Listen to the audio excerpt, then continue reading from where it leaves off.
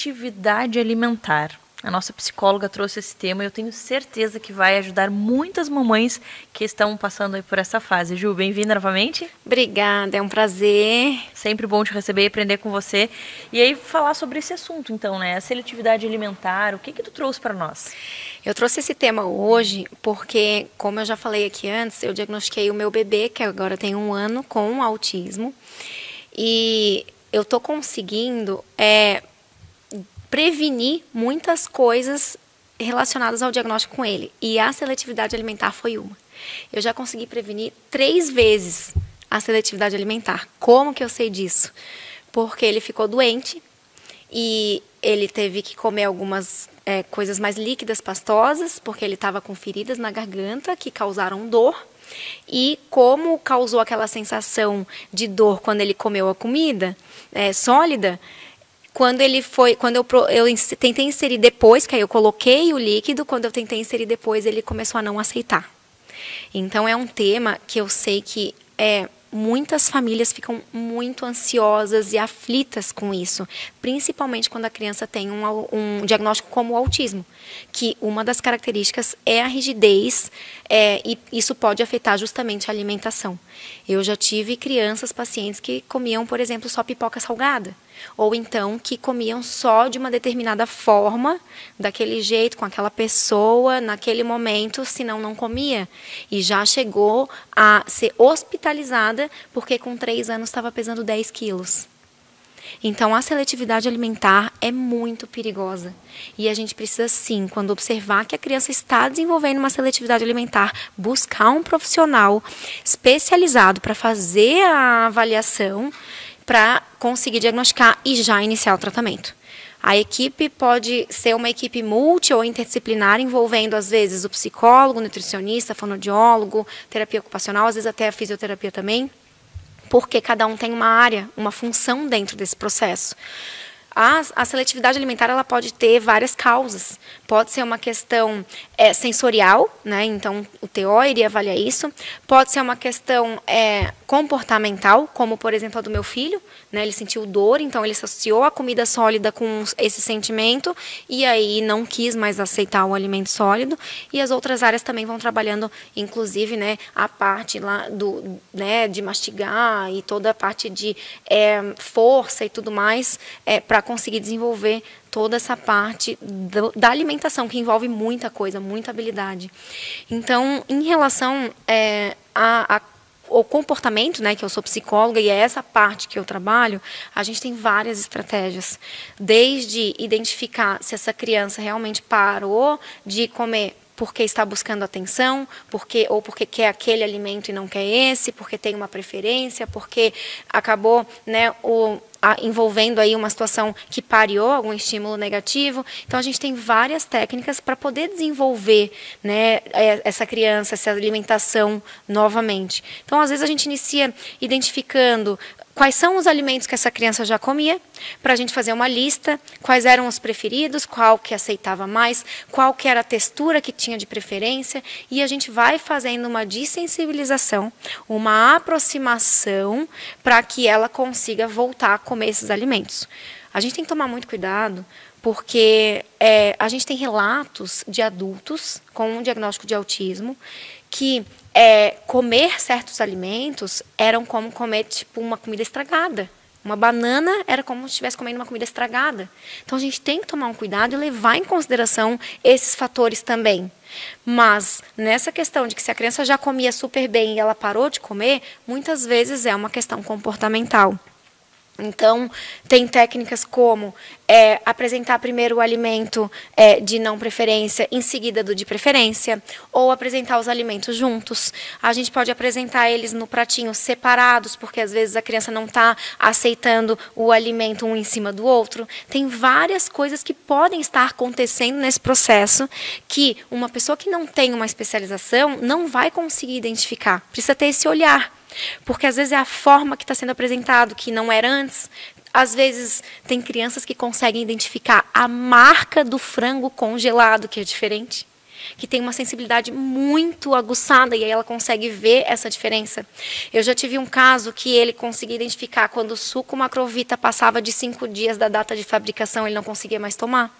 Porque nós adultos que não temos isso tudo aguçado, a gente não consegue identificar.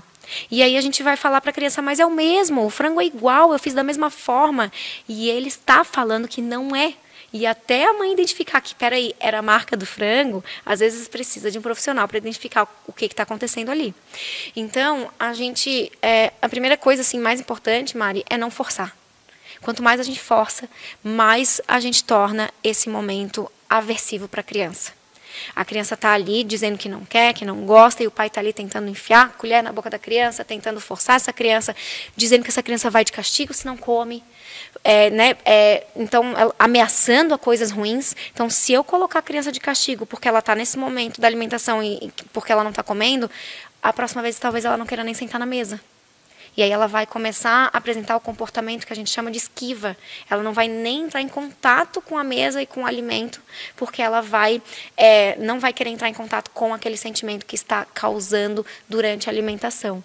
Então a gente tem que tomar muito cuidado, a gente não pode forçar, a gente tem estratégias, procurar um especialista para a gente desenvolver todo o planejamento para conseguir fazer com que essa criança coma novamente. Então, assim, eu acho que o principal para esses pais que estão com essa dificuldade é isso. Busquem uma avaliação, não é frescura. A gente acha, é frescura, não quer, porque é mimado. Não.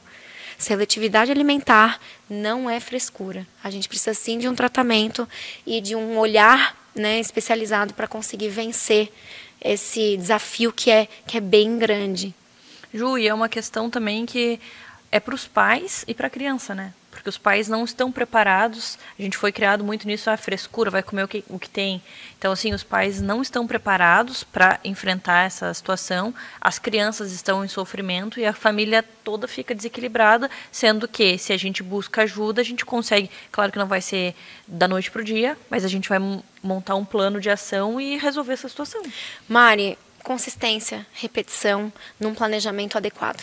Então, um olhar profissional que vai estar ali orientando, porque às vezes a gente está fazendo o que nos orientaram e a gente acha que está certo, mas tem uma coisinha que a gente está fazendo que não está muito certa. Às vezes um olhar, que se torna punitivo para essa criança. A gente sabe que não é só falar, às vezes é só o fato de olhar a mãe ou o pai de um jeito que tem um olhar de desaprovação, faz com que a criança tem aquele sentimento negativo em relação ao que ela está fazendo. E a gente tem todo um passo a passo, desde o manipular o alimento com a mão, aceitar a manipulação, tocar, cheirar, lamber, ter contato, botar na boca e tirar, até essa criança realmente conseguir comer esse alimento. Então, tem um passo a passo para a gente conseguir dar conta dessa situação. A gente precisa ter esse carinho. A gente vem de uma cultura, de um desenvolvimento na nossa infância que tudo era muito rígido, e agora a gente está num momento onde todo mundo acha que é uma geração mimimi, que está tudo mimado, e não é bem assim. Nem todo comportamento é mimado. Nem toda criança que está se comportando de forma inadequada tem a ver com uma má educação, tem a ver com uma criança que não desenvolve uma habilidade, não desenvolve uma questão educativa, uma questão de comportamento. Realmente, a gente tem que tomar muito cuidado com isso, porque todo mundo está dizendo que há falta de educação, essa mãe não educa, esse pai isso, e aí todo mundo julga a família, então essa família acaba se comportando de uma forma mais inadequada ainda por causa do julgamento externo, e na verdade é uma questão neurológica, é uma questão interna que precisa ser olhada com mais carinho e com um especialista. Sensacional, eu adorei. Obrigada. Obrigada também. E até a próxima. Até.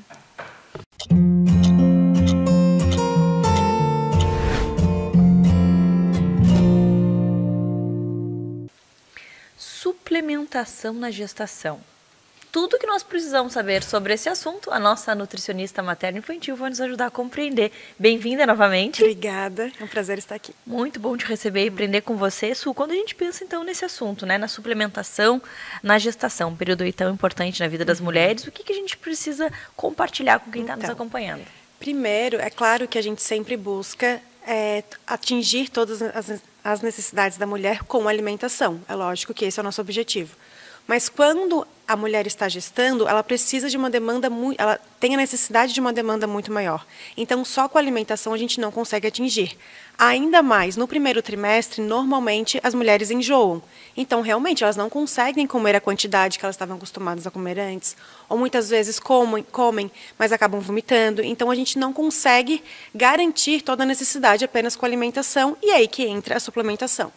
Então, a suplementação, quando ela é bem feita, quando ela é analisada, quando ela leva em consideração sinais e sintomas, então a mulher chega falando que está muito cansada ou não, que o cabelo está caindo ou não, enfim, a gente tem uma conversa, a anamnese, ela serve para isso, né? A consulta serve para isso, para a gente entender como é que a mulher está sentindo.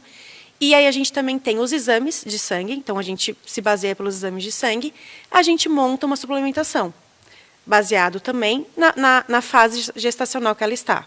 Qual é a principal diferença entre uma suplementação manipulada, que é o que a gente, né, nutricionista, costuma fazer, do que uma suplementação pronta, né, que a gente compra em farmácia? Porque, realmente, tem vários suplementos prontos de marcas super conhecidas que a mulher vai na farmácia e compra. Quando ela compra, tem ali na caixinha, contém diversos nutrientes envolvidos na saúde da gestação, enfim, né, o dizer ali, a propaganda que eles fazem. Eles não estão mentindo. Quando tu vai ver, tem o metilfolato, tem a vitamina B12, tem os nutrientes ali. Só porque a quantidade que está ali é muito pouca. Numa suplementação manipulada, depende, né? Mas normalmente dá 4, 5 cápsulas, 3 a 5 cápsulas normalmente. Dos prontos, as mulheres tomam uma cápsula, então é claro que não tem como tu colocar uma quantidade grande, uma quantidade suficiente que aquela mulher precisa em uma cápsula só de todos os nutrientes. Então, por exemplo, a vitamina B12, normalmente, dependendo do exame, né, a gente leva isso em consideração, olha, eu não passo menos de 200 microgramas até 350, eu fico nessa faixa mais ou menos. Nesses prontos tem 2,4 microgramas. Então, ele não está mentindo, ele tem ali a vitamina B12, mas é uma dosagem muito baixa, né? Então, assim, além do que normalmente são cápsulas coloridas, então tem um corante, tem a questão ali para não mofar a cápsula, porque ela fica quanto tempo ali numa prateleira, e tem todos esses componentes que não são interessantes para ninguém, na verdade, né, mas principalmente para uma mulher que está gestando. Aquele bebê não tem capacidade de metabolizar todas aquelas corantes e substâncias, então o ideal é uma suplementação manipulada. Outro ponto muito importante, às vezes eu recebo uma gestante tomando 5 gramas ou então 1 grama de ácido fólico. O que a gente faz é manipular metilfolato, porque metilfolato, quando tu toma o ácido fólico, o teu corpo precisa transformar para metilfolato para ele absorver essa vitamina. Na forma de ácido fólico, não é a forma com que ele faz a sua função, não é a forma que ele traz o seu benefício. Então, o corpo precisa transformar para metilfolato, que é a forma ativa, que é como aquela gestante vai absorver todos aqueles benefícios, que, de uma forma geral, é a questão de prevenção de defeitos no tubo neural, né? Essa grande função do metilfolato. Então, é uma função muito importante e não dá para a gente arriscar. Então, é por isso que, já há muito tempo, há muitos anos, o preconizado é tu manipular 400 a 600 microgramas de metilfolato, dependendo da situação daquela mulher, enfim, e não mais do ácido fólico. Só porque quando tu está tomando que seja o metilfolato, não é só aquele nutriente. Ele é o mais famoso da gestação, mas tem uma série de nutrientes muito importantes também. E, é claro, a gente vai sempre tentar atingir essa necessidade pela alimentação, só porque não tem como. Ainda mais com o decorrer da gestação. A demanda é muito grande, então a gente tem que suplementar. E aí entra o ferro, muito importante, vitamina D. Então, é claro, uma mulher que tem uma vitamina D em 17, ela está na faixa de referência. Mas a gente quer uma vitamina D mais próximo de 40, né? Então, mas eu estou na faixa de referência. Sim, mas você está criando, né? Formando uma nova vida. Uma B12 em 250, ela está na faixa de referência. Mas você concorda que uma mulher que tem uma B12 em 700, ela tem outra energia, ela tem outra...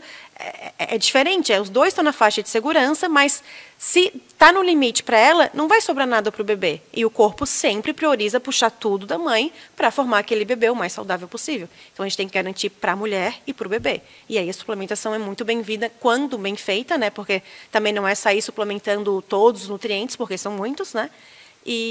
Mas ele traz assim um suporte e uma segurança que é que pelo menos aqueles níveis que a gente colocou ali, aquelas quantidades que a gente colocou na suplementação, aquela mulher está ingerindo. Então, uma estratégia muito bem feita e assim muito responsável, né, quando bem feita, sem sair suplementando, né, tudo. E realmente é muito importante na gestação.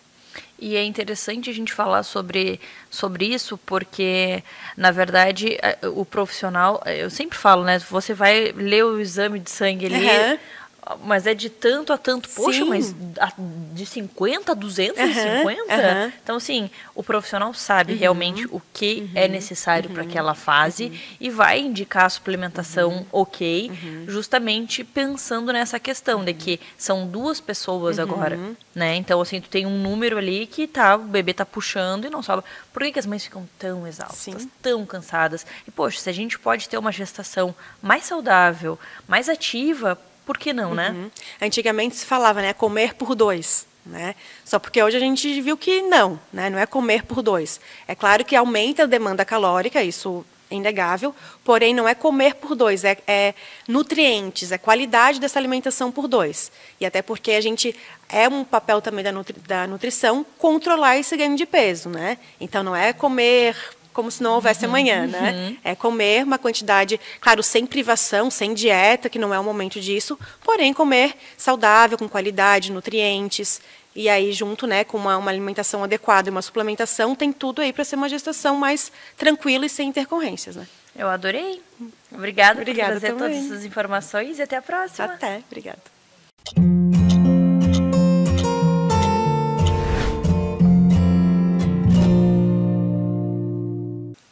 Quando é um ponto de atenção para os pais levarem as crianças no odontopediatra? Quem vai nos responder essa pergunta é a Bárbara, a nossa odontopediatra. Bem-vinda novamente. Oi, Mari. Sempre Tudo bom estar por aqui. Muito bom te receber e aprender com você. Então, assim, quando que... Poxa... Então, Mari, existem várias coisas que os pais podem observar no dia a dia em casa, que é um ponto de atenção para que eles levem ao dentista para fazer um diagnóstico correto. Mas eu quero antes fazer um parênteses de que eles não precisam esperar esses pontos de atenção, porque a prevenção é sempre o melhor caminho, a melhor escolha, né? Mas, se observarem isso, é para correr para o dentista, mesmo que já façam as prevenções diariamente ou com frequência, né? A primeiro ponto, Mari, que é o que a gente se preocupa, é com cáries. A gente pensa em cáries no consultório, né? Só que a cárie, ela começa como uma mancha esbranquiçada. A gente sempre acha que o pretinho no dente que é a cárie, né? Mas ela começa esbranquiçada. A partir do momento que os pais observarem os dentes dos seus filhos e observem os dentes dos seus filhos e virem que tem algo de diferente, uma coloração um pouco mais clara, é um ponto de atenção. Porque neste momento a gente consegue paralisar a evolução dessa cárie e ela não se transformar em um buraco. Só que se a gente não cuidar, aquilo ali vai evoluir, a ponto de virar uma cavitação e precisar de um tratamento mais invasivo, com anestesia e tudo mais, que todo mundo acha ruim, mas hoje tem um jeito mais tranquilo de se fazer. Né? Mas mesmo sendo tranquilo, poderia ser evitado, né? Evitado com a prevenção, mas se por acaso vier a começar, uma mancha branca é um ponto de atenção para levar o pequeno ao dentista. Então, esse é o nosso primeiro ponto de atenção. Tem mais alguns? Então, Mari, uma coisa que a gente sempre observa é sobre o uso do fio dental. Quando uma cárie começa escondidinha entre os dentes, que a gente não consegue visualizar um buraco, e começa lá entre os dentes, quando a gente passa o fio dental desfia. Então, é um ponto de atenção. Se está passando o fio dental está desfiando, pode estar começando uma cárie entre os dentes. E como eu já explico sempre, quando a gente não visualiza, ela ainda está pequenininha. Depois que a gente já viu o buraco, ela já está grande a ponto de já quase estar no canal. Então, é um ponto de atenção. Levar o quanto antes para a gente tratar enquanto ela ainda está pequenininha e isso não evoluiu para algo mais invasivo. Olha que importante, que interessante, né? Primeiro, ressaltar a importância de passar o fio dental e notar o que está saindo no fio dental, né? Por isso que eu sempre falo da gente estar fazendo as coisas com atenção, Exato. né? Passa o fio dental, olha, vê como é que sai, ó, Exato. saiu uma carninha, saiu uma comidinha, e aí agora se desfiou, né? Exato, e o sangramento também é um ponto. Nem sempre quando sangra é porque tem uma cárie, mas se tá sangrando é porque tem um acúmulo maior de sujeira naquela região. E se tem um acúmulo maior de sujeira na região, pode ser porque já tem um micro buraco lá escondido que tá grudando mais essa sujeirinha. Então, o sangramento também é um ponto que... Na verdade, o sangramento é sempre um ponto de atenção. Não só para cárie, né? Mas sangramentos, eles não são normais. Pode ser uma gengivite, pode ser uma evolução logo para uma periodontite, principalmente se já for mais perto da adolescência, mais adolescente, que também é da nossa área, né? Mas gengivite, que é o sangramento gengival, a inflamação da gengiva, nunca é normal. Ah, tô passando fio dental e minha gengiva sangra quando eu passo. Vai ao dentista, não está normal. Como que vai tratar? Como que vai melhorar isso? O que vai usar? Que tipo de pasta? Que tipo de enxaguante? Porque às vezes precisa de algo extra para poder tratar essa gengiva e isso não evoluir para uma inflamação mais interna, do osso, enfim. E se por acaso essa família não usa o fio dental, se a criança não aceita, né, como que a gente consegue notar uma gengivite? Sangramento. Escovação vai fazer sangrar. Alimentação, às vezes, se bate na gengiva, vai fazer sangrar. Ou observação mesmo. A gengiva é muito mais vermelha do que o normal. A gengiva, normalmente, ela é para ser mais rosada, né? Um aspecto de uma casca de laranja, assim, sabe? É normal ter uns pontinhos. Agora, se ela tá bem lisa, bem avermelhada, é um ponto de atenção. Interessante. Temos mais pontos? Então, temos, Mari, principalmente em bebês, em crianças na primeira infância, né? Qualquer alteração nas gengivas que estão mais avermelhadas, ou aftas, ou úlceras, a criança não está se alimentando direito, pode ser algum problema mais sistêmico, como uma gengivistomatite, né? Como uma gengivistomatite herpética, como várias estomatite, pode ser várias coisas, Mari. Então, fazer uma avaliação correta, pode ser uma candidíase, né, que é o famoso sapinho. Então, sempre observar e levar para fazer um tratamento mais rápido possível, para poder aplicar, inclusive, laser, né? Hoje a gente tem a laser terapia, que acelera o processo de cicatrização e que é um braço da odontopediatria muito bom, porque muita criança para de se alimentar, perde peso, tem alguma deficiência nutricional por não estar se alimentando direito por conta dessas feridinhas na boca,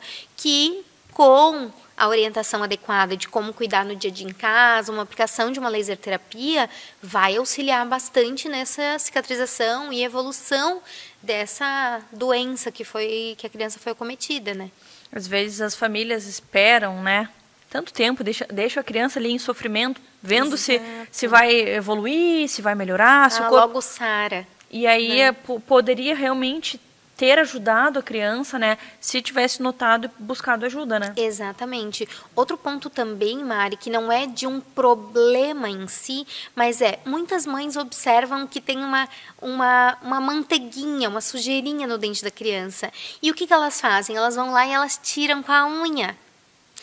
Isso é um ponto de atenção. Se tem sujeira se aderindo, é porque não estão fazendo corretamente em casa. Então, mais importante do que levar para o consultório quando tem um problema para tratar, é levar ao consultório quando tem um pré-problema para aprender como prevenir.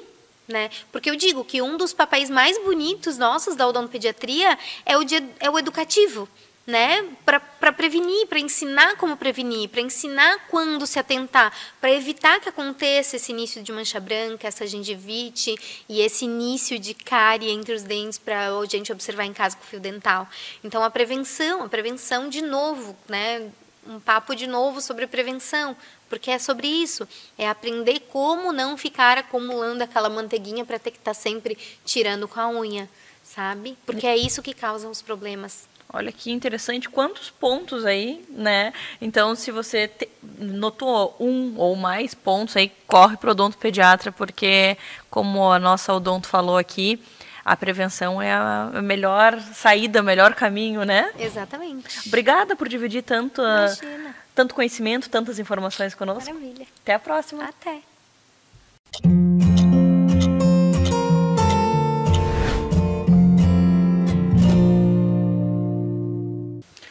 Se você tem filho de 4 anos, o que você precisa prestar atenção para evitar acidentes?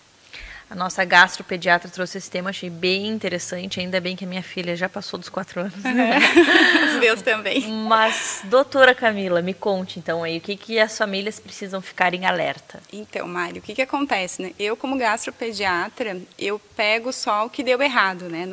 No sentido, assim, prevenção de acidente. E a gente sabe que as crianças menores de 4, elas são como se fosse um cristal, que eu preciso cuidar, que eu preciso vigiar, que eu não posso, aquela história, né? Se houve um silêncio, eu preciso sim checar o que está acontecendo. Então, e dentro dessas várias possibilidades que a gente precisa prestar atenção, que a gente não pode deixar passar, então a gente pode começar com a ingestão de cáusticos. Há uns 4 anos, aqui no programa, eu trouxe esse tema e eu estou trazendo ele novamente, porque no último ano eu atendi pelo menos 5 crianças que ingeriram soda cáustica. Mas como soda cáustica? Aqueles produtos que a gente usa, desengordurante potente para limpar o forno, para tirar aquela parte encracada da churrasqueira. Aquilo ali corrói. E se você deixa à disposição de uma criança pequena, e porque as embalagens são muito coloridas e muitas vezes estão em embalagens não adequadas, às vezes coloca assim num pote de margarina, num potinho de iogurte, a criança né, vai chamar a atenção, ela vai colocar a boca e assim, mas como que engole? Engole. Engole e é o problema do engolir, aí o que fazer, né? Então, engoliu. Primeira coisa, não induzir vômito, não dar outro líquido em cima, porque às vezes conforme o que tu der pode até fazer esquentar mais, porque tu tem o risco de ainda, além do acidente que tu causou é forte, né? Mas assim, considerando alguém negligenciou um cuidado com aquela criança. Então, além aquela negligência que aconteceu, ainda tem o risco de ter um desfecho ainda pior. E o pensamento é, aconteceu o acidente, correr para pronto atendimento, para poder, então, ser bem conduzido. Mas o mais importante que a gente quer é que esse acidente não ocorra. Então, cáustico de qualquer tipo, de desentupidor de pia, isso tem que ficar completamente longe. Parece óbvio, né? Mas não deve ser óbvio, porque os acidentes estão acontecendo. A gente está tendo criança, a gente tem agora uma criança internada há 2 meses. Por essa razão, que a gente está agora cuidando todas as complicações que vieram, internação prolongada na UTI, intubação, uma nova via de alimentação. Então, assim, é tanta complicação que envolve uma criança que era saudável, que tinha um potencial de crescimento e desenvolvimento. Então, para começo, a gente tem que colocar isso bem afastado das crianças e no momento que aconteceu o acidente, é correr para o pronto atendimento, não dar nada para ela tomar, não induzir o vômito.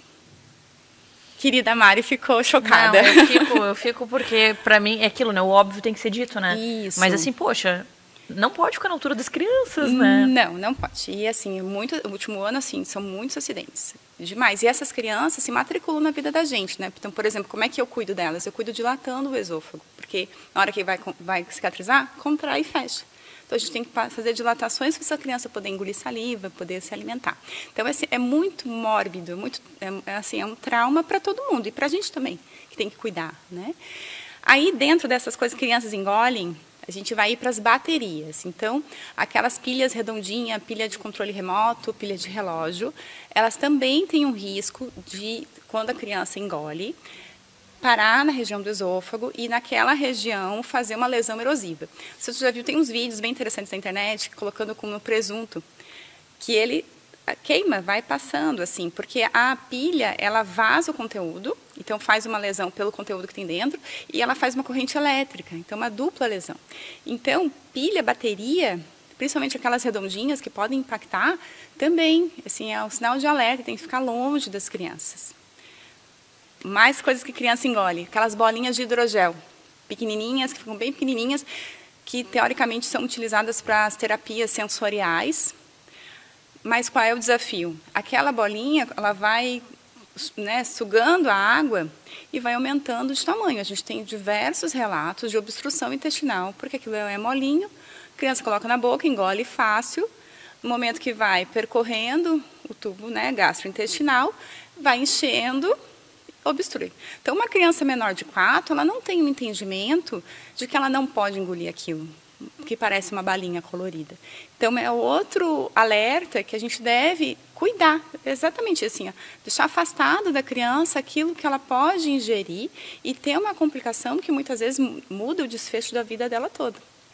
E essa parte que você falou, que eu acho muito interessante da gente frisar, assim, uma criança saudável, Isso. que não tinha nada, e daí por um descuido, assim, criança a gente sabe, precisa de atenção, a gente não pode simplesmente deixar ela, deixa ela desbravar.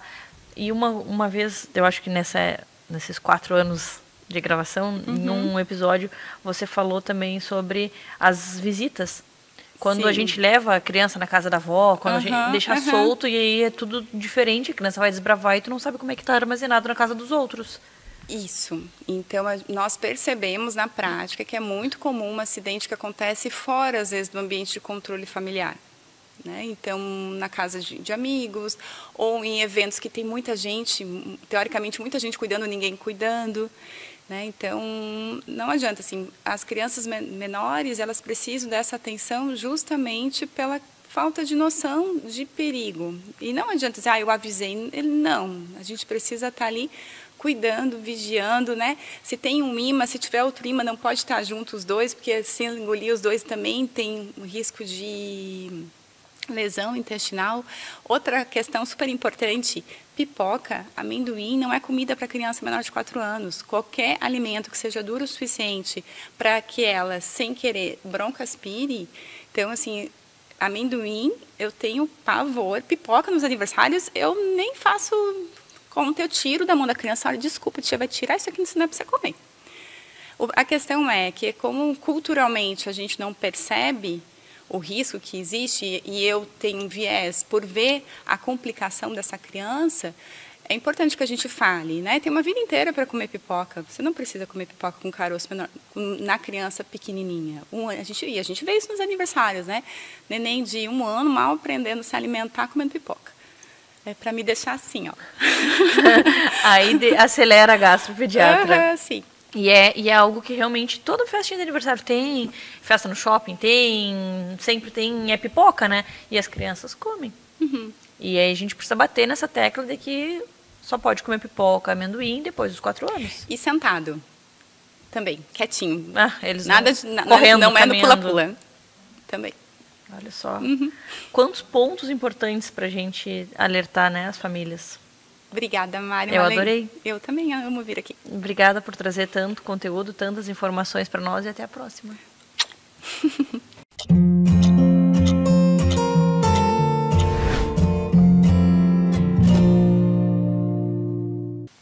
Alergias oculares. Esse é o nosso tema para hoje e a Jaque, nossa oftalmopediatra, vai trazer todas as informações sobre esse assunto. Bem-vinda novamente. Boa tarde, Mari. Obrigada. É um prazer estar aqui novamente. Sempre excelente te receber e aprender com você, com tanto conteúdo maravilhoso que você traz. Então, pensando nessas alergias oculares, o que são? Então, hoje a gente tem muitas crianças, né? Eu tenho muitos pacientes com alergias oculares, por isso que é um tema assim que sempre vale a pena ser falado, porque quando a gente fala alergia, muitas vezes, é só uma alergia. Mas essas alergias oculares, elas fazem essa criança desenvolver alterações na córnea. E essas alterações na córnea, a longo prazo, podem gerar outras doenças mais graves, que podem comprometer muito a visão, como, por exemplo, o ceratocone, que é uma doença que vai deixando a córnea mais fina e mais deformada, e a criança pode evoluir, né, com isso durante a adolescência, e quando ela chegar ali no início da idade adulta, ela pode não ter uma visão adequada, pode até precisar um transplante de córnea por causa disso. Olha, bem preocupante. Então, realmente eu já vi, é só uma alergia, né? Muitas mães acabam, assim, não se preocupando, não dando tanta importância para algo que pode realmente trazer algo preocupante, né? Algo sério, né? Exato. E outra coisa importante, quando a gente fala das alergias, quando a gente menospreza, né? É porque muitas vezes essas crianças, elas estão ali coçando exaustivamente aqueles olhos, né? Eu vejo, às vezes, dá vontade de atacar na rua e falar, pelo amor de Deus, para de coçar. Porque esfregam fazendo força, friccionando, e isso vai gerando deformidades, né? Além do ceratocone, também tem o risco do descolamento de retina, que é um problema que pode nos deixar cegos. Então, são coisas que parecem pequenas, mas, na verdade, elas podem trazer um problema muito grande. Pensando nessas alergias oculares, elas são causadas pelo quê? Então, tem vários tipos de conjuntivites alérgicas, que são as alergias oculares, né? Tem a perene, que é uma alergia que é causada pelas mesmas coisas que geralmente provocam a rinite, né, nas pessoas, nas crianças e nos adultos também, que é ácaro, mofo, poeira, pelo de animal. Algumas alergias alimentares também podem aumentar a coceira nos olhos. Então, tem esse tipo. Tem agora, que é primavera, né, a conjuntivite primaveril, que muitas pessoas costumam se atacar muito nesse período. Então, é um período que a gente tem que ficar mais atento, entrar com tratamento adequado, justamente para evitar essas consequências que são mais crônicas. Pensando aí nos primeiros sinais, como que a gente já pode intervir? Tem alguns sinais que a gente já consegue ver lá no comecinho, porque às vezes os pais só conseguem notar quando já está mais agravado, né? E tem algo que a gente consegue notar antes? Então, além da coceira, né, eu pego muitos casos de crianças que piscam muito. Então, os pais levam elas para consulta porque elas estão piscando ou apertando os olhos com muita frequência. Então, isso já pode ser um sinal de alergia, né? Outro sinal são os olhos vermelhos, então aquele olhinho vermelho que parece que recém acordou, aquela coisa mais persistente, uma fotofobia, né, que é uma dificuldade em ficar na claridade, em olhar para a luz. Todos esses são sinais de alerta. Mas a coceira principalmente, porque é a coceira que faz a gente friccionar e que pode trazer maiores problemas. Perfeito. E pensando em tratamento? Depois de uma avaliação adequada, geralmente a gente começa com um tratamento a longo prazo, né? Não é um tratamento curto. Eu tenho pacientes, né, que a gente fala, sempre conversando bem com os pais, que é um tratamento bem crônico, assim, crônico que eu digo mais de 6 meses de tratamento, dependendo do tipo de alergia que ela tem, do que causa essa alergia, né? Porque tem coisas que a criança não tem como fugir, né? Por exemplo, ela é alérgica à poeira. É muito difícil ficar, né, sem ter contato com poeira. Então, em algum momento, ela vai se atacar. Então, tem vários tipos de colírios, né? Então, a gente, geralmente, quando é um quadro assim, a gente começa com um colírio mais brando, mas dependendo do caso, quando tem alguma exacerbação, a gente precisa entrar com colírios mais fortes. Então, tudo vai depender de como essa criança chegou para mim no consultório, se a gente vai detectar qual é o tipo de causa dessa alergia. Então, tudo isso determina o tratamento. E como que você vai fazer para descobrir qual é o tipo de alergia, qual é o agente que aquela criança desencadeia? Como que faz esse processo? Quando a gente não tem pistas, né, por exemplo, a gente conversa com a família e não consegue identificar uma causa óbvia, geralmente eu encaminho essa criança para o alergologista, né, vai para o pediatra ou para o alergologista, e a partir daí se investiga ao que ela é mais alérgica. Geralmente a criança ela não tem alergia a só alguma coisa. Geralmente são várias causas, né? Então, eu sempre falo para os pais que quando a criança é alérgica a ácaro, a mofo, poeira, o quarto dessa criança ele tem que ser como se fosse um banheiro. Por que um banheiro? Que não tem tapete, não tem cortina, né? Então, a gente tem que tentar remover tudo que pode estar acumulando pó, poeira. Então, almofadas, bichinhos de pelúcia, cortinas, tapetes, tudo isso tem que ser retirado, né? As fronhas, os travesseiros, os cobertores, edredons dessas crianças devem ser trocados com muito mais frequência, já para evitar que se acumule ali esses fatores que causam alergia. Legal também aquelas capas, né? Capas para o colchão, capas para os travesseiros, porque só quem é alérgico sabe o quanto é ruim, né? Aquela coceira, aquela sensação horrível. Isso afeta no dia a dia da criança, na escola, na vida social, né? Com certeza, né? Hoje em dia a gente tem várias formas de evitar essas exacerbações, né? Eu sempre digo, a criança ela vai sempre ser alérgica, né? Dificilmente essa alergia vai ser curada, mas a gente pode evitar que ela entre em crises. Então, geralmente são crianças que também têm rinite, elas fazem quadros de infecções de vias aéreas com mais frequência, elas podem ter dermatite. Então, geralmente é uma avaliação em conjunto, né? Não é só o oftalmopediatra, entra junto o pediatra, o alergologista, o pneumo, o otorrino, né? Então, é um tratamento em conjunto. E às vezes a família leva a criança e aí descobre que o pai, que a mãe também, e entra todo mundo no tratamento, né? Exatamente. E outra coisa importante, né? O ceratocone, que é essa doença que dá na córnea, geralmente tem um componente genético. Claro que aquela criança ela pode ser a primeira da família a desenvolver. Mas quando algum dos pais tem ou algum familiar próximo tem, a gente tem que redobrar o alerta. Então, é comum acontecer da gente fazer diagnóstico num adolescente, num pré-adolescente, ali um paciente que já está desenvolvendo ceratocone e um dos pais ter também. Então, tem que ficar sempre alerta. Que legal. Quanta informação boa, né? A gente fala sobre um tema e vê várias coisas, porque está tudo interligado, né? Eu adorei. Obrigada por trazer tanto conhecimento para nós e até a próxima. Até a próxima. Foi um prazer estar aqui com vocês hoje.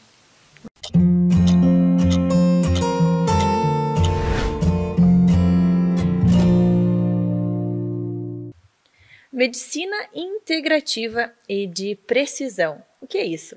A doutora Ana Carla, nossa médica integrativa, vai nos explicar tudo. Bem-vinda novamente. Obrigada, é sempre um prazer estar aqui. Quero agradecer por esse momento, né? Agradecer a todos os meus pacientes que eu acompanho. É sempre maravilhoso estar aqui compartilhando conteúdos, né? E que possa agregar na vida de cada um. Com certeza agrega muito. Quando a gente pensa aí nesse tema, medicina integrativa e de precisão, o que é? O que a gente precisa entender? Então, a medicina está mudando muito. A abordagem e a forma que a gente está compreendendo o ser humano, né? A causa real do que está acontecendo com esse metabolismo, é o que está levando o quê? A gente integrar o corpo, a mente e o ambiente que esse paciente vive, certo? Então, a medicina integrativa, a gente consegue abordar todo esse paciente. A mente, o corpo e o ambiente também, tá? Aí disso, vem a medicina de precisão, que eu vejo como o futuro da medicina, né? Eu já vejo, é o futuro no presente, né? Eu adoro trabalhar com medicina de precisão, que são exames que mostram como que o corpo está funcionando. Então, a gente consegue compreender a nível celular as alterações. Por quê? Na medicina tradicional, além de segmentar o corpo, né, segmentar o ser humano, o que a gente faz? Né? O que é comum fazer na medicina tradicional? Um diagnóstico e um tratamento para todo mundo. Só que com a metabolômica, com esses exames ômicos, né, mapeamento intestinal, por exemplo, teste genético, a gente consegue compreender, né, a real causa. Então, às vezes o paciente recebe um diagnóstico de autismo, por exemplo. Mas a causa e a alteração metabólica é diferente de cada paciente. Entende? Então, o tratamento também tem que ser diferente. Um paciente com diabetes também. Eu tenho pacientes que têm diabetes que o tratamento é um e para o outro o tratamento vai ser diferente. Cada paciente que eu acompanho tem uma necessidade diferente. E quanto mais eu vou ganhando experiência com esses exames e com o acompanhamento integrativo, mais eu compreendo a individualidade de cada paciente, a necessidade de cada paciente. E isso inclui o meio que ele vive, né, inclui os relacionamentos, trabalho, tudo isso interfere no corpo. E eu ensino eles diariamente a lidar com essas mudanças, a lidar com os pensamentos, a lidar com tudo que chega até esse corpo. Porque tudo que chega pode produzir uma doença. Então, os sintomas, oriento a respeito do tratamento, a respeito das etapas, das mudanças, das versões que a gente vai construindo ao longo do acompanhamento médico. Então, a medicina integrativa, ela vai abordar o ser humano por um todo. E a de precisão vai trazer a real causa, que pode estar alterando esse metabolismo. E muitas vezes nem tem um diagnóstico, mas a gente sabe a causa. Por quê? Porque não dá tempo de fechar um diagnóstico. Então, a gente vai intervir antes. Entende? Então, eu adoro essa precisão e adoro o fato do foco estar na saúde e não na doença. Então a gente consegue realmente trazer vitalidade, trazer energia para esse paciente e propósito, né? Porque o ser humano, ele é um todo, é complexo. Eu acho interessante um exemplo de a dor de cabeça. Eu tenho uma dor de cabeça, eu tomo um remédio e passou a minha dor de cabeça. No outro dia, acontece a mesma coisa. Exatamente. E aí isso acontece a semana inteira, o mês inteiro, o ano inteiro e a vida inteira. A vida inteira. Porque tu não descobriu a causa dessa dor de cabeça. Exatamente. E se você continua tendo o sintoma, é porque você continua fazendo os mesmos hábitos. Tá? Então, assim, por exemplo, doença crônica, né? Diabetes, hipertensão. Se você não cuida, você vai ter comorbidade. Se você deposita toda, digamos assim, a responsabilidade do tratamento para o tratamento, né? Que seria o quê? Remédios, né? Ok, o remédio é importante? É importante. Mas você tem que entender que uma doença crônica, ela surgiu porque você tem hábitos ruins. Todo dia você escolhe hábitos ruins. Tá? Você não dá um pouquinho assim de amor para o seu corpo. Porque todo dia você tem compulsão, por exemplo, por doce, tem que comer muito açúcar, né? Você não faz um jejum, não dorme direito, não relaxa, não desacelera a mente. Né? Então, tudo isso a longo prazo vai resultar em alguma doença. Aí cada ser humano tem o seu ponto de equilíbrio, cada ser humano tem os seus órgãos-alvo, certo? Então tem pessoas que é a pele, tem pessoas que é o intestino, tem pessoas que é o cérebro, né? Que daí vai para onde? Né? Transtornos mentais, pânico, TDAH, autismo, né? Que também tem a parte genética. Então tudo reflete no nosso corpo. Então essa compreensão de integrar o ser humano, né, a parte hereditária, genética, também trabalho muito isso, porque muitas vezes, né, a gente não compreende o que acontece, mas está sem sombra de dúvidas interligado à nossa raiz, aos nossos pais. Então quanto mais você trabalha esse contexto familiar de raiz, melhor. Eu tenho pacientes que só de ir conversar com a mãe ou com o pai já melhoram assim 90% dos sintomas. E eu tô falando assim de anos, vindo com sintomas, com mal-estar, tá? Então, quando eu toco nesse assunto, eu sempre vou tocar no assunto familiar com os meus pacientes, porque eu entendo a importância. Eu entendo essa importância, porque eu também me curei olhando para minha família. Né? Eu falo cura, mas na verdade o que é remissão, né, do lúpus.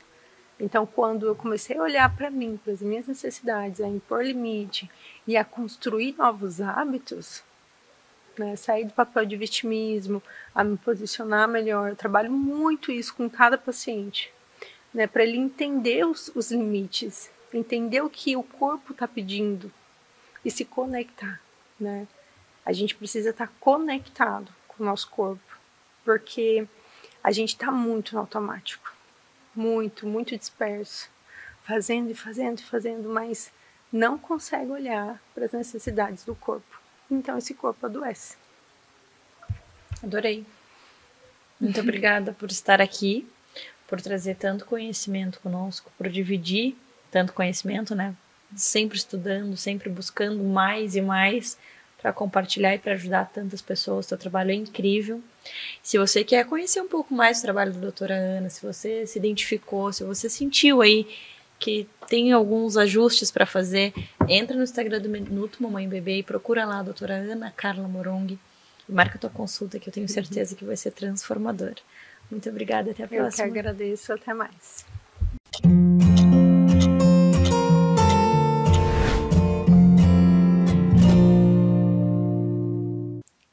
Metas para o final do ano, dietas. Vamos falar um pouquinho sobre isso? Bem-vinda novamente ao Minuto Mamãe e Bebê. Vai chegando no final do ano, as pessoas vão criando planos. E Projeto verão, eu preciso emagrecer para o final do ano. O que você acha a respeito desses projetos aí pro verão? Na verdade, assim, é o que leva a pessoa a olhar para o que incomoda só numa determinada fase, né? Tipo do ano, enfim, um período, né? O que isso significa? Ah, vou emagrecer porque eu tenho uma festa, vou emagrecer para o carnaval, vou emagrecer para o final de ano, para o verão, né? Então, assim, a associação do emagrecimento muitas vezes é algo mais específico, não muitas vezes na questão do se sentir mais confortável ou ter uma questão de saúde, né? Então, muitas vezes tem um apelo estético por trás disso, que a gente sabe que é mais comum. Olha como é importante a gente ter essa noção, porque muitas pessoas fazem isso realmente, de se programar para uma fase, mas na verdade teria que ser algo para a vida, né? Não só para aquele momento. Porque quando eu me programo para emagrecer para algo específico, quando eu atinjo o resultado daquele algo, depois, tipo, dá aquela sensação, consegui, então eu relaxo.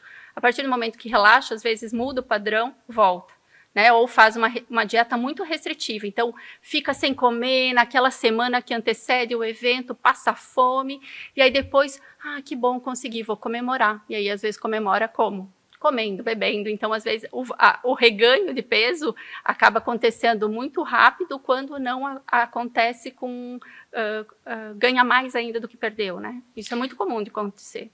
E isso também mexe um pouco com a cabeça da pessoa, com a saúde, enfim, com tudo, né?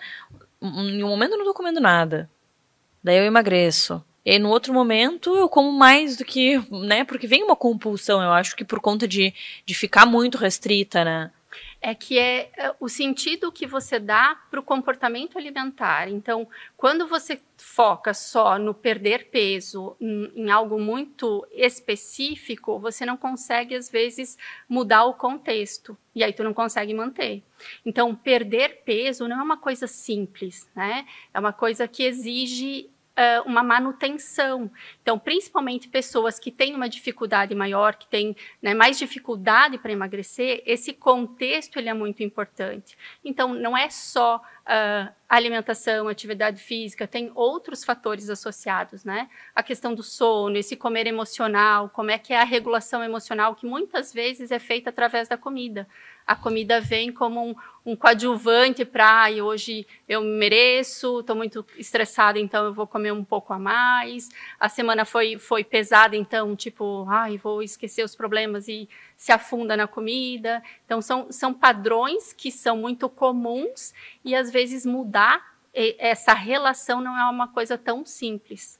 É verdade. Eu tinha uma rotina, assim, eu fazia a minha filha dormir, ia para a sala para ficar com meu marido, ver um filme e comer alguma coisa gostosa. Uma pizza, um lanche, um doce.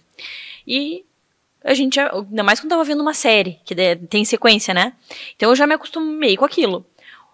E isso não faz bem, né? Obviamente. E aí a gente resolveu mudar.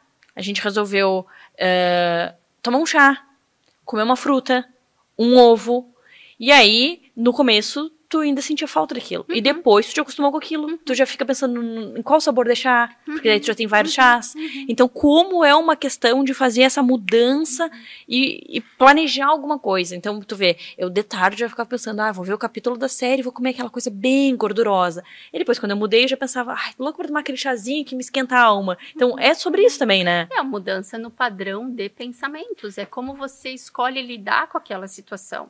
Então, lidar com o desconforto, porque mudar comportamento gera desconforto. A gente já falou isso algumas vezes, né? Se eu quero emagrecer, se eu quero comer mais saudável, se eu quero ir para uma academia, para fazer atividade física, eu preciso lidar com o desconforto da mudança, porque gera algo que eu estou acostumada a fazer e para fazer algo diferente eu preciso de um esforço um pouco maior. Então, se eu não tenho um objetivo, muitas vezes, bem estruturado, a chance de não manter é muito grande. Da mesma forma que, às vezes, quais os objetivos que a gente tem? Eu quero perder 10 quilos. Só que as pessoas focam no 10 quilos e não valorizam quando perde 1. Então, assim, eu quero perder. E agora, final de ano, geralmente isso é bem comum. Quando a pessoa quer perder 10 quilos, porém está vendo que não consegue, então aquele 1 quilo que perdeu, meio que, não consigo mesmo, é muito difícil, e aí coloca tudo a perder. Costumo dizer que quando a gente erra, ou quando a gente está no meio de um processo de mudança, escorregar, errar faz parte. E a gente não tem muita tolerância com os nossos erros, né? Então, por exemplo, quando tu coloca uma rota no GPS, o que ele fala, né? Quando tu colocou um endereço e tu mudou a rua, tu mudou a rota, o que ele diz para ti? Né? Recalculando a rota. Ele não diz sua tança, sua incompetente, sua inútil, né? Que você não consegue. Não, ele só diz recalculando a rota. E quando a gente está num processo de mudança, o mais importante é recalcular a rota, porque você vai escorregar, você vai sair da linha, e aí o importante é voltar. Isso é o mais importante. A gente tem uma mania, eu pelo menos, e vejo algumas pessoas que sofrem com essa questão de emagrecimento, enfim. Se eu errei, eu vou voltar lá para aquele lixo de novo, né? Tu volta no padrão inicial. Tu não valoriza o que tu já conquistou. Né? Então, assim, isso eu trabalho muito no processo, que é escorregou, volta. Chutou o balde, pega o balde. Não amanhã, não semana que vem, mês que vem, hoje. Fez agora, volta. Porque é algo que dá para trabalhar. Isso é possível, né? Então, quando tu cria uma consciência do que você quer, esse voltar mais rápido faz toda a diferença entre você perder todo o ganho que você teve. Isso é bem importante. Porque uma coisa é, aquele dia tu saiu ali, tu acabou comendo uma coisa que tu não deveria. Só que na próxima refeição tu já estava ok. Do que tu saiu, e daí, já que não foi, já que a gente já tá sexta, vamos sábado, domingo. Uma coisa que acho que é bem importante falar nessa questão do processo de emagrecimento é quando as pessoas deixam para viver quando emagrecer.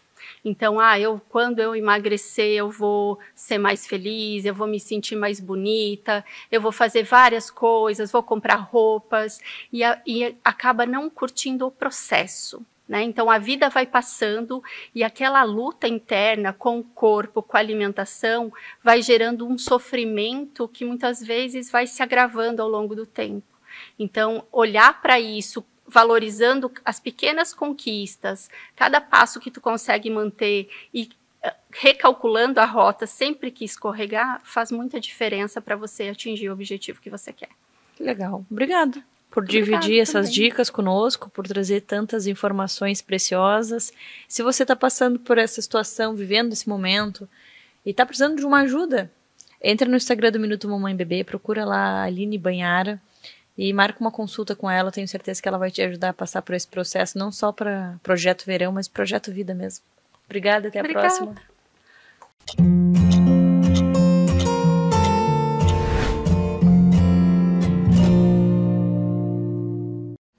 Há 20 anos no mercado televisivo e de produção, Premier Produções oferece soluções práticas e inteligentes.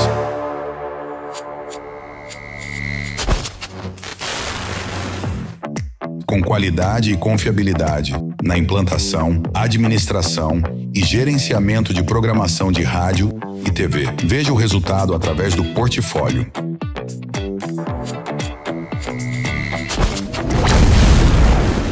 Ilson Antônio Betim, nascido em Pelotas em 1964, foi o fundador visionário do grupo Premier Produções. Formado como técnico eletrônico pelo Cefet, ele iniciou sua trajetória na radiodifusão ao se mudar para Florianópolis em 1987.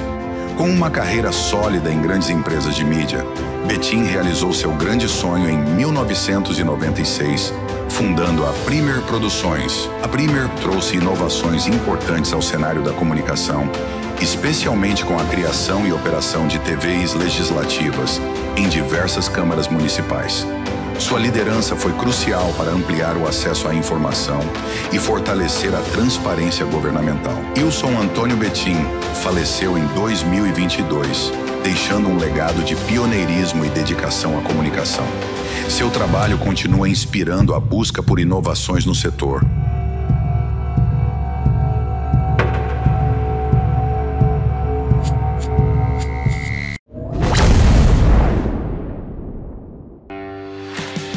A Premier Produções é a maior fornecedora de mão de obra e equipamentos profissionais para rádio e televisão do sul do Brasil.